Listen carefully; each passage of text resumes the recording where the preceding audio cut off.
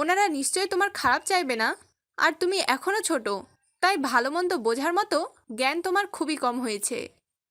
লিয়া মুখাবয়ে অসহায়ত্বের ছাপ নিয়ে কিছুটা করুণ স্বরেই বলে ওঠে। আম্মু, লাইফটা আমার, সেখানে ডিসিশন নেওয়ার রাইটটাও তো আমার আছে। উপস্থিত সবাই লিয়ার কথায় স্তব্ধ হয়ে যায়। লিয়ার কথা শুনে জাহানারা বেগমের মেজাজটা খারাপ হয়ে যায়। লিয়ার একরোখা কথা শুনে ওনার লিয়াকে ডেসপারেট মনে হচ্ছে। উনি মনে মনে আওড়ায়, যেখানে বাবা চাচারা কথা বলছে সেখানে এতটুকু মেয়ের এভাবে বিরোধিতা করা মোটেও ভালো লক্ষণ নয়। মেয়েটার মধ্যে আদব কায়দা মনে হয় কমই আছে, তাই তো মুখে মুখে কথা বলছে। যেখানে আমার ছেলে এখনো চুপ করে আছে, আর মেয়েটার স্পর্ধা দেখে আমি অবাক না হয়ে পারছি না। আমার ছেলেকে কিনা সরাসরি মুখের উপর রিজেক্ট করছে। এইসব কথা মনে মনে ভাবলেও মুখে কিছুই বললেন না। তবে স্পষ্ট বিরক্ত বোধটা নিয়ে ঠায় দাঁড়িয়ে রইলেন। লিয়ার বাবা এনামুল খান লিয়াকে ধমক দিয়ে বলেন, লিয়া, অনেক কথা বলে ফেলছো। তোমার সাহস দেখে আমি অবাক হচ্ছি।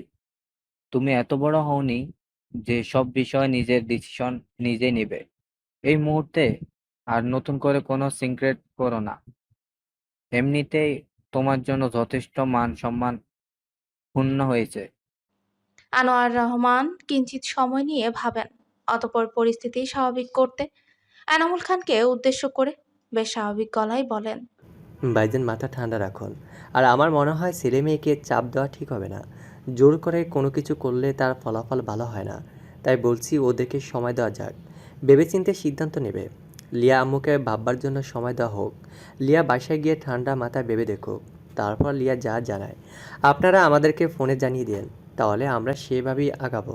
আর একটা রিকোয়েস্ট থাকবে, বাচ্চা মেয়েটাকে জোর করবেন না। অবশেষে আনোয়ার রহমানের কথাই রইল। নীল জারার চুলে থাকা একটা হলুদ গাঁদা ফুল হাতে নেয়।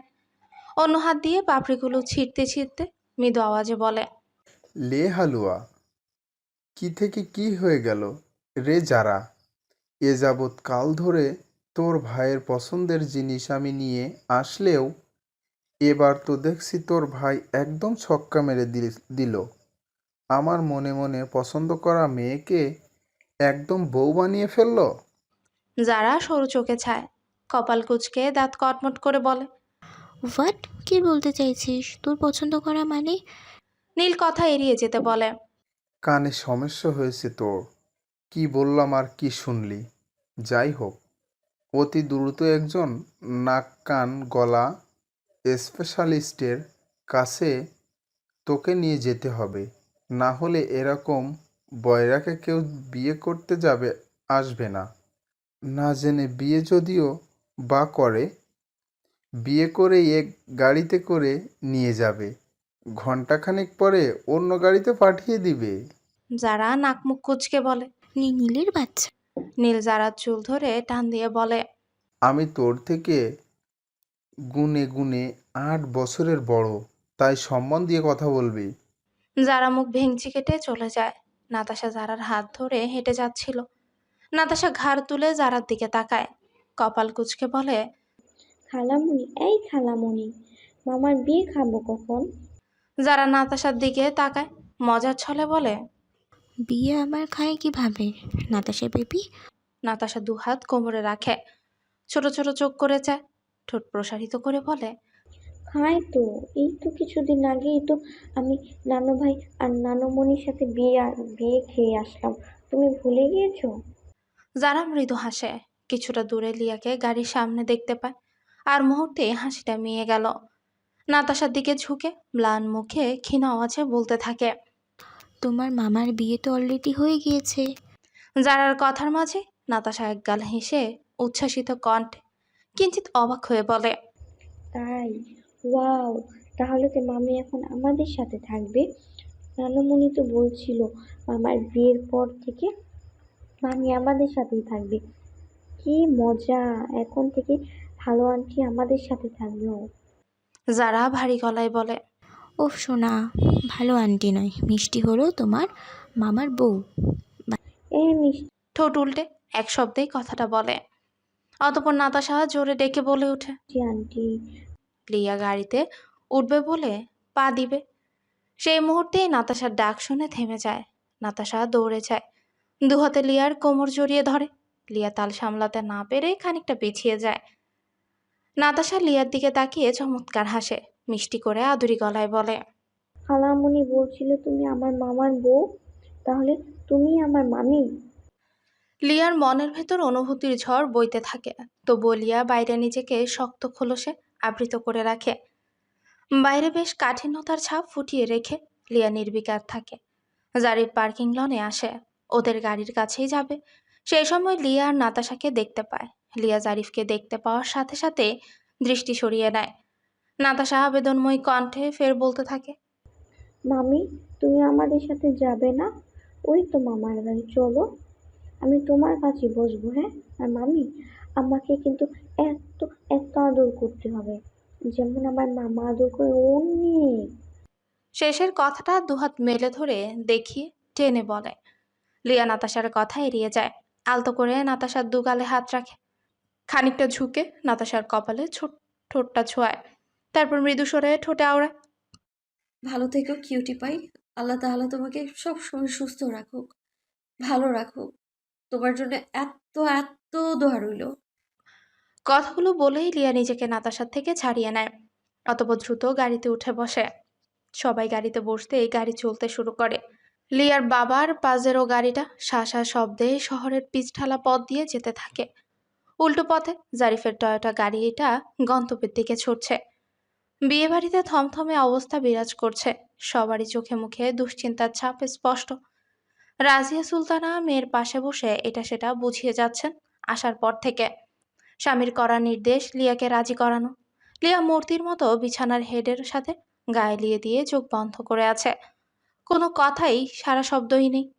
আসার পর থেকে অনেকক্ষণ ধরে বুঝিও যখন মেয়ের মুখ থেকে পজিটিভ উত্তর মিলল না, সেই সময় বিরক্ত হয়ে রাজিয়া সুলতানা রুম থেকে বেরিয়ে যান। ঘড়ির কাঁটা জানান দিচ্ছে রাত্রি 9টা বাজতে চলল।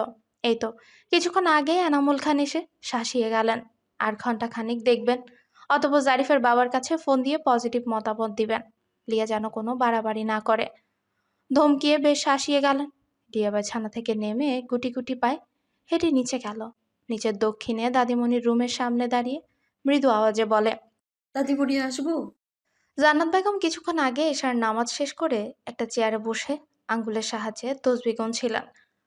বয়সের ভারে অতটা পথ জার্নি করে শহরের কমিউনিটি সেন্টারের হলুদ প্রোগ্রামে যাননি তিনি, তবে সবটাই শুনেছেন ছেলে আর ছেলের বউদের মুখ থেকে।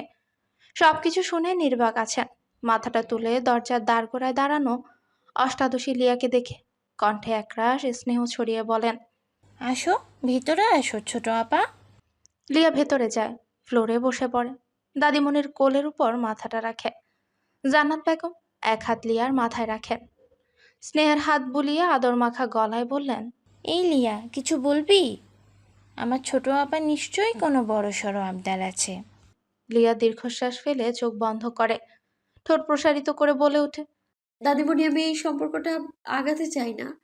অনাকাঙ্ক্ষিত কোনো কিছু কখনোই কাঙ্ক্ষিত কোনো ফল বয়ে আনে না। আর এই বিয়েটা অনাকাঙ্ক্ষিতভাবে হয়েছে, তা বলার অপেক্ষা রাখে না। আমি চাই তুমি আব্বুকে বুঝিয়ে বলো। তুমি বললে আব্বু তোমার কথা ফেলতে পারবে না। কালকে বিয়ের প্রোগ্রামে এসব বাদ দিতে বলো। আর এও বলো দ্রুত সমঝোতা করতে। এই জোর করে হওয়া তথাকথিত বিয়ের সমাধান করতে, নামে মাত্র বিয়েটা ভেঙে দিতে। জান্নাত লিয়া চুলের মধ্যে হাত বুলিয়ে দিতে দিতে বলে, বিয়ে শাদী কি এতটাই খেলনা ছোট আপা? মন চাইলো না আর ভেঙে দিলাম? একটা সম্পর্ক ভাঙা সহজ, তবে গড়াটা খুবই কঠিন।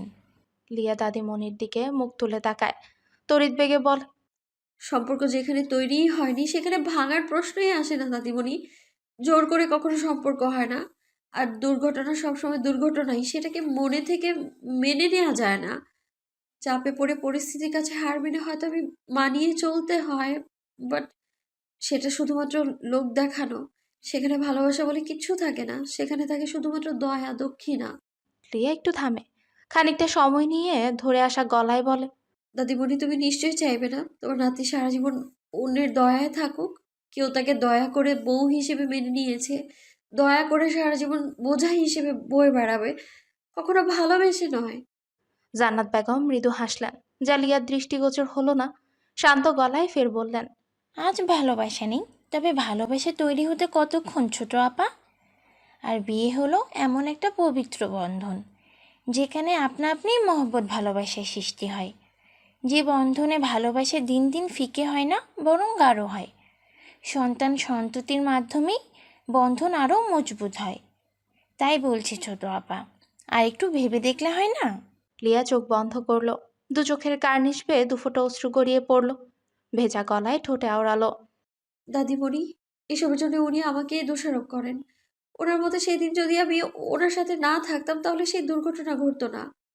লিয়া লাক টেনে দিয়ে ফের ক্ষীণ আওয়াজে বলতে থাকে।